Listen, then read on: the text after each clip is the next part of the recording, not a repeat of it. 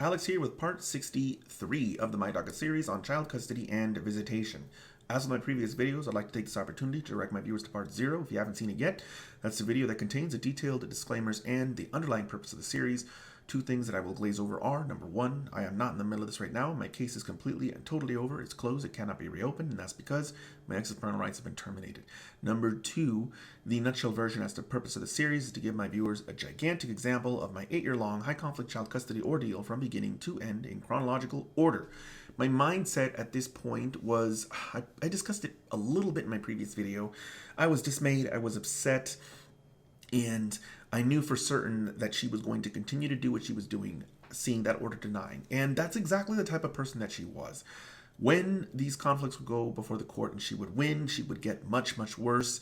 She would take it as, I can get away with it. And that would later on lead to more filings and eventually intervention from the court. But it wasn't a good approach, and it led to a much worse conclusion for her than it would have been had the court actually stepped in and did what it was supposed to do. The mindset I want to focus more so on this video is the appeal. I had already filed one appeal, and at this point in time, we haven't gotten a decision back from the Supreme Court in that case. And having gone through the process of filing an appeal, it was a lot easier to decide to file an appeal again. And the reason for that is because a lot of the scary unknown factors are no longer there, or they're no longer as prevalent as they were before. Once you have prepared a docketing statement, an opening brief, a case appeal statement, a notice of appeal, a lot of that what is this going to entail has been answered, and it becomes a whole lot easier to go into your next appeal. Now, one of the things that helps a lot is feedback from the Supreme Court, which at this point in time I don't have, and I will be getting. Those decisions will be handed down shortly. But I do imagine that filing this appeal was a decision that I took more lightly.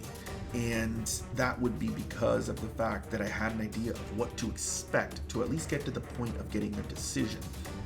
So I think all that being said, we should go ahead now and take a look at what I have filed.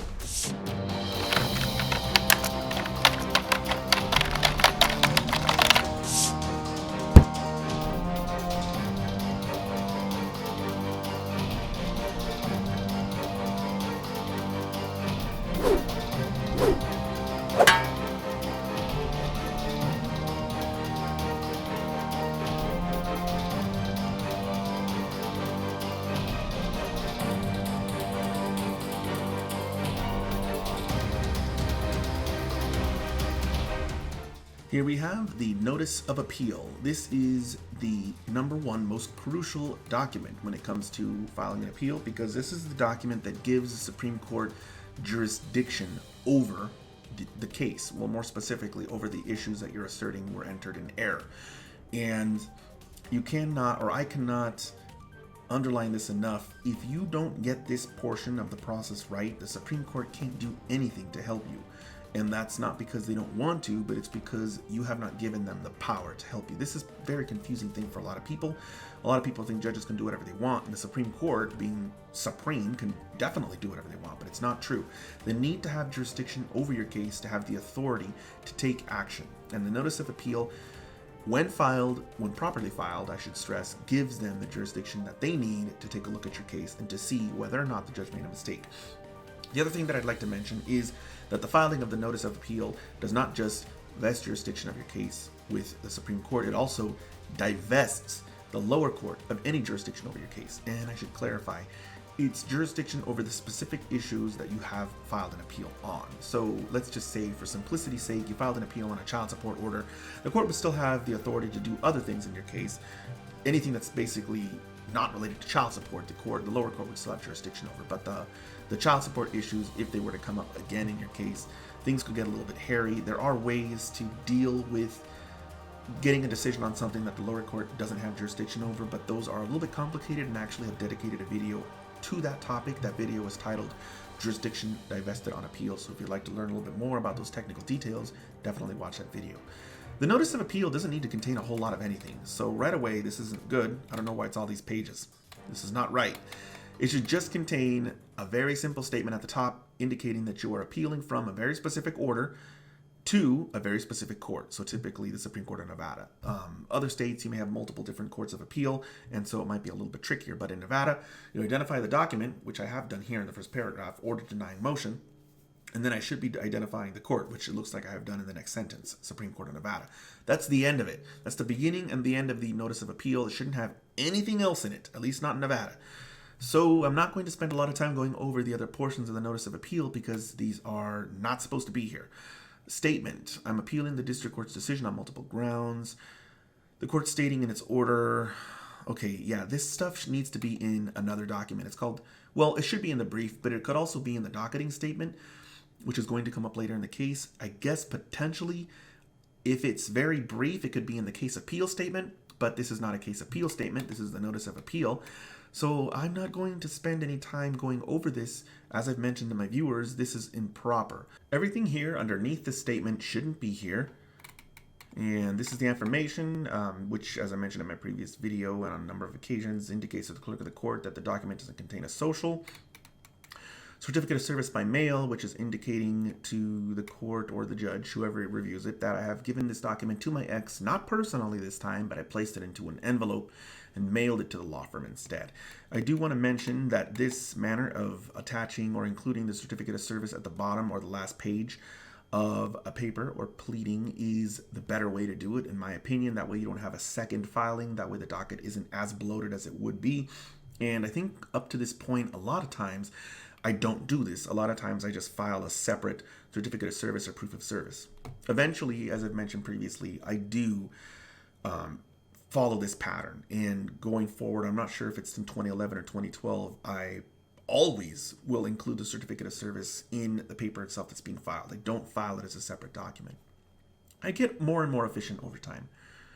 Case appeal statement. This is the document that I was talking about, which is outlined, well, the elements or the items that it is supposed to contain are outlined very specifically in the Nevada Rules of Appellate Procedure. This is not something that I just invented on my own and decided to prepare and file. This is something that is in the Rules of Appellate Procedure as a required filing and that has a specific outline as to what needs to be in it. I do want to mention that I wasn't supposed to file a case appeal statement. This is something that is supposed to be filed by the Supreme Court clerk, and the reason why is because I didn't have an attorney. There's a rule in Nevada, in the Rules of Appellate Procedure, that specifically states that non-attorneys don't prepare the case appeal statement. The clerk of the court prepares it for you. So I went ahead and did this one on my own anyway. I was pretty stubborn back then. I probably knew this rule and did it anyway. I shouldn't have done that. It's better to follow the rules whenever possible. And if you go through it, you can see it's just identifying the aspects of the lower court case, like who is this party, who is that party, who is represented by which attorney. Whether or not I'm an improper person is relevant, and that's one of the things that's in the list of things that has to be included. And there's also supposed to be, I think, like a very, very brief statement of the case in here, but I don't know why it's not in here. Maybe I'm wrong about that. Not a whole lot to this document. You could post something down in the comments below if you have questions on it, and I'll answer them to the best of my ability. But the case appeal statement is pretty much a list of facts that the Supreme Court wants to know about. Actually, it might even be more appropriate to say that because it's not filed in the Supreme Court, because it's filed in the lower court, it might be more so a list of facts for the lower court judge to take a look at and to be apprised of, less so the Supreme Court. So, correcting myself there. Certificate of the clerk. This is the clerk of the court indicating that the attached documents submitted electronically are certified copies of the original pleadings. So this looks like a certificate from the lower court indicating that the documents were, let's see here. It doesn't really say, NRAP 3G. I suspect that this is a certificate that the documents are being transmitted to the Supreme Court from the lower court, but I'm not sure. This is one of those ancillary documents that doesn't involve myself or my ex. It's just kind of an internal court protocol, court-to-court protocol, so I'm going to just move on. Certificate of transmittal. This is what I was talking about earlier. This certificate indicates that the notice of appeal and other required documents were electronically filed from the Supreme... Okay, so yeah, this is the document between the lower clerk and the higher clerk, basically communicating that documents were transmitted from the lower court to the higher court. receipt.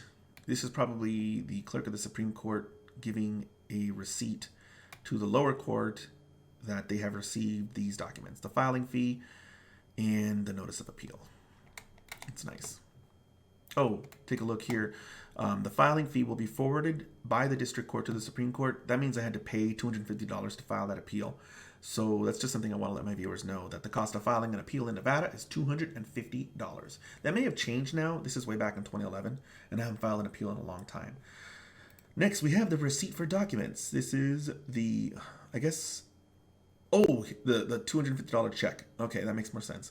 So this is the clerk of the Supreme Court giving a receipt to the lower court that they have received the $250 filing fee from me that I handed over to the lower court clerk. So again, we're looking at more court-to-court communications, nothing really for myself or my ex to care much about.